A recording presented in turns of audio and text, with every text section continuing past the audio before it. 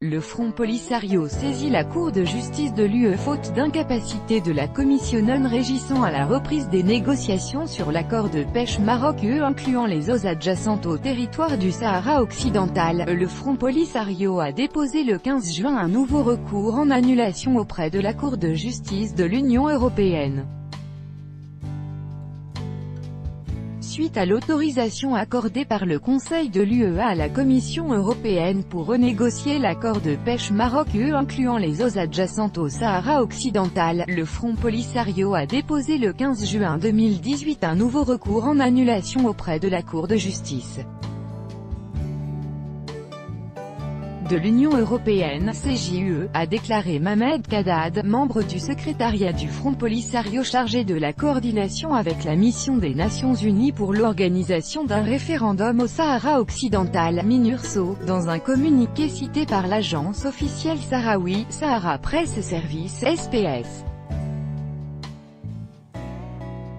Face à l'incapacité de la Commission européenne à assurer le respect des arrêts de la Cour, le Front Polisario n'a d'autre choix que de saisir, à nouveau, les juridictions de l'UE, au nom du peuple du Sahara occidental, pour demander l'annulation des négociations en cours, a déclaré le responsable sahraoui.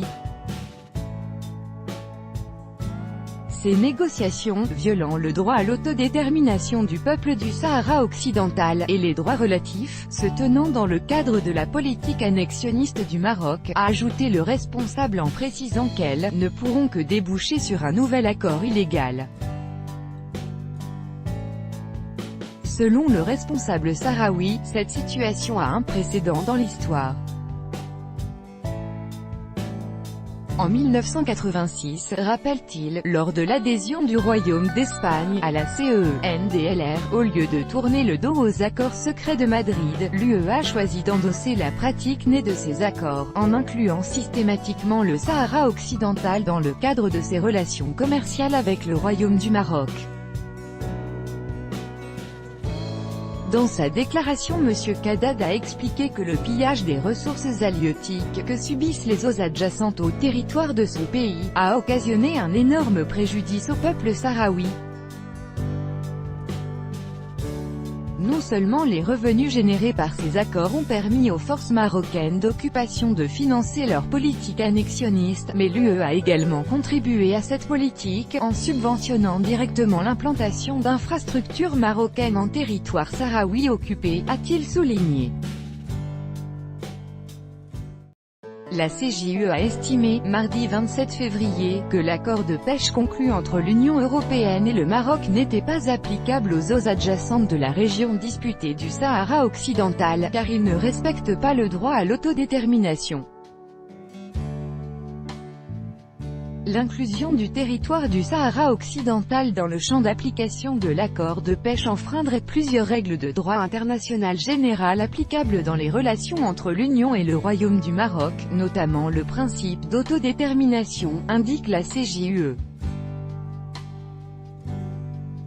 La reprise des négociations entre la Commission européenne et le Maroc, sur les accords de pêche incluant les eaux adjacentes au territoire du Sahara occidental, a été décriée, le 17 mai, par plusieurs députés européens, lors du débat sur l'état d'avancement des négociations UE-Maroc au sein de la Commission du commerce international du Parlement européen.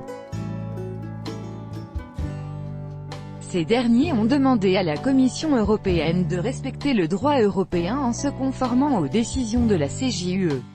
Les députés européens Helmut Scholz, David Martin et Klaus Büchner ont estimé qu'il était inacceptable et